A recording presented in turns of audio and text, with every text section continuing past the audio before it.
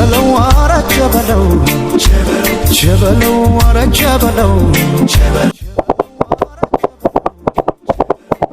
ከከከከከ እያለ ፈረስ ቢጋለብበት የማይጨርሰው እንዲህ የተንጣለለ ቴራዝ ወይም በረንዳ ያለው እጅግ በጣም ውብና ማራኪ ቤት ልናሳዩት ነው። 376 ካሬ ላይ ያረፈ መሃል መገናኛ ሁሉም የሚጓጉለት ነው። በፊት ለፊት ላሳያችሁ።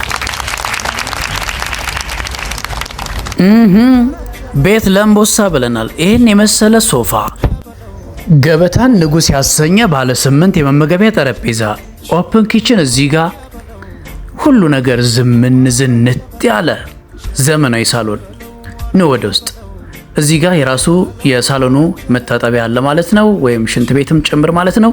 እዚህ ጋር ሌላ የእጅ መታጠቢያ ዘመናዊ ነው። የመጀመሪያው መኝታ ቤት ላሳያችሁ። ይህ የመጀመሪያው መኝታ ቤት እንግዲህ የራሱ ቪው ያለው ይሄው አልጋውም እንደምትመለከቱት እንዲሁም የራሱ መታጠቢያና ሽንት ቤት አለው።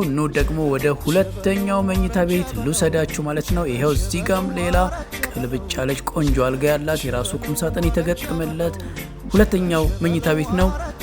ሰርፕራይዝ ወደ ሆነው በሳሎን ውስጥ አለፍ እንበልና ወደ ዋናው ማስተር ቤድሩማችንን እንገባለን ማለት ነው። እንደምትመለከቱት ስታዲየም ያክላል። ጣለለ የራሱ ቲቪ የተገጠመለት ውስጡ በትራስ እየተደባደባችሁ የምትቦርቁበት ልጆቻችሁ የሚቦርቁበት የህልማችሁን ቤት ነው ይዘንላችሁ የቀረብ ነው ማለት ነው። ዛሬ በ0910535394 ላይ ደወል አድርጉ። ገዢ የሆናችሁ ሰዎች ብቻ፣ ሌላ አናስተናግድም ማለት ነው።